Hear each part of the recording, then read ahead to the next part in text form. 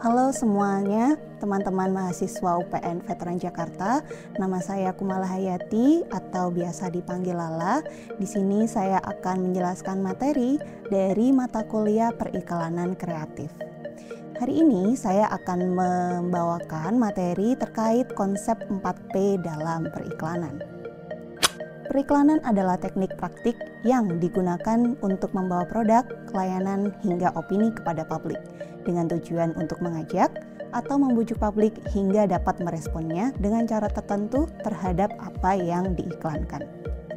Kemudian apa sih hubungan antara pemasaran dan periklanan? Saya yakin teman-teman semuanya sering mendengarkan tentang pemasaran dan juga tentang periklanan. Kemudian apa hubungan antara kedua hal tersebut?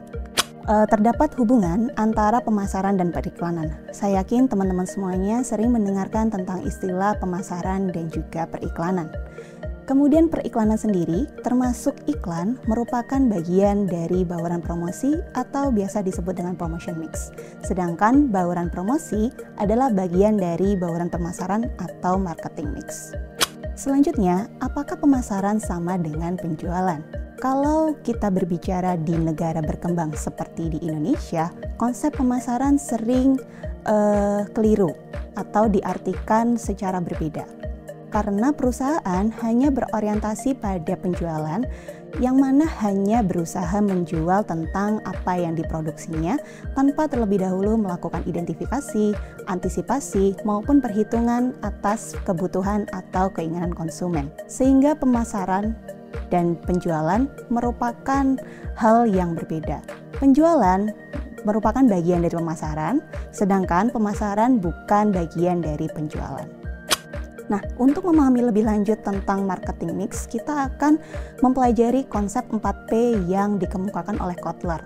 4P sendiri terdapat yang pertama adalah place, kedua product, yang ketiga promotion, dan yang keempat adalah price. Kotler sendiri menyebutkan bahwa marketing mix merupakan kombinasi dari 4 variabel atau kegiatan yang mempunyai inti dari sistem pemasaran, yaitu produk, struktur harga, sistem, yaitu sistem distribusinya juga, dan juga kegiatan promosi. Keempat unsur tersebut harus saling berkoordinasi dan dikombinasikan supaya bisa menjalankan yang namanya bauran pemasaran tersebut. Nah, kita mulai terlebih dahulu dari P yang pertama, yaitu produk. Produk sendiri terdapat dua jenis, yaitu barang dan jasa. Barang dan jasa yang ditawarkan pada pasar untuk dikonsumsi oleh konsumen. Elemen produk sendiri terdiri dari elemen tangible dan intangible. Tangible sendiri adalah hal yang bisa dirasakan, dilihat, didengar, dan yang intinya fisiknya bisa dirasakan oleh teman-teman semuanya. Tangible sendiri terdapat beberapa pilihan. Yang pertama, nama brandnya, di mana nama dari produknya itu sendiri yang terdiri dari kata, angka, di mana hal tersebut dapat dibacakan. Kemudian yang kedua ada logo. Logo sendiri berupa gambar, desain, atau karakter yang menggambarkan dari produk itu sendiri. Dan yang terakhir adalah slogan atau biasa disebut dengan tagline. Merupakan frase atau kata yang mewakili dari produknya. Bisa berupa jingle ataupun kata-kata yang sangat mewakili produknya. Nah, teman-teman bisa lihat salah satu contohnya adalah produk teh botol sosro. Dia punya tagline, apapun makanannya, minumannya teh botol sosro. Seperti itu, teman-teman. Jadi intangible adalah hal yang tidak dapat dilihat, tidak dapat didengar, tidak dapat dipegang, tetapi manfaatnya bisa dirasakan oleh manusia. Salah satunya adalah image atau citra. Kemudian ada karakteristik. Kemudian ada kemampuan dari customer untuk membelinya. Jadi ketika melihat produknya, dia punya kemampuan untuk mempengaruhi orang supaya membelinya. Contohnya tadi teh botol sosro yang reputasinya sudah terjamin di ranah food and beverage di Indonesia, sehingga konsumen lebih mudah mengenalinya dan ingin membelinya. P yang kedua adalah harga. di mana harga menduduki tempat yang penting karena menentukan penerimaan dari perusahaan. Sehingga setiap perusahaan dapat menetapkan harga yang paling tepat, di mana hal tersebut dapat memberikan keuntungan yang maksimal sehingga memberikan efek jangka panjang maupun pendek yang baik. Kalau teman-teman pergi ke suatu supermarket seperti Alfamart yang teman-teman bisa lihat di layar, teman-teman bisa lihat berbagai macam produk air mineral yang mempunyai harga berbeda-beda.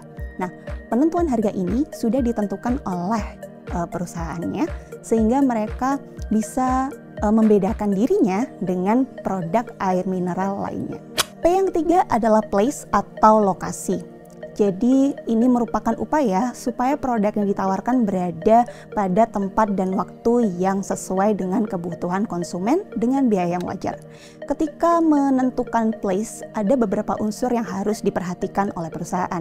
Yang pertama adalah lokasi pasar, yang kedua adalah lokasi perusahaannya, dan yang ketiga itu jenis produknya, dan yang terakhir merupakan jumlah perantara atau distributor dari produk tersebut. Sehingga teman-teman bisa lihat dari contoh yang ada di layar bahwa di setiap daerah itu bisa harganya berbeda-beda tergantung dari di mana konsumen itu memperolehnya, seperti itu. Jadi teman-teman bisa lihat Pertamax di daerah Aceh atau Sumatera Utara ataupun Riau itu harganya bisa berbeda-beda seperti itu.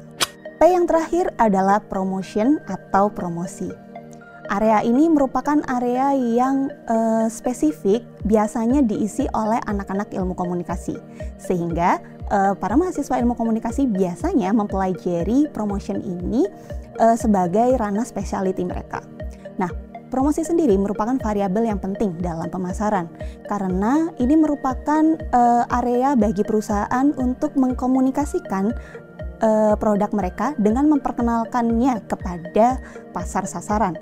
Terdapat variabel promosi yang meliputi antara lain sales promotion, advertising atau periklanan, personal selling atau bagaimana perusahaan menemui konsumen secara langsung melalui agennya, publicity di mana atau biasa disebut dengan public relation, itu di mana perusahaan bisa menemui masyarakat melalui suatu event tertentu seperti konferensi pers ataupun event tertentu. Dan yang terakhir ada direct marketing, di mana perusahaan itu langsung menuju ke audiensnya melalui pesan-pesan yang disampaikan melalui email ataupun telepon melalui customer service, seperti itu. Terima kasih teman-teman semuanya yang sudah mendengarkan dan juga memperhatikan materi yang saya bawakan hari ini. Semoga poin-poin yang saya berikan untuk materi kali ini dapat bermanfaat untuk teman-teman semuanya. Sampai jumpa di pertemuan selanjutnya. Terima kasih.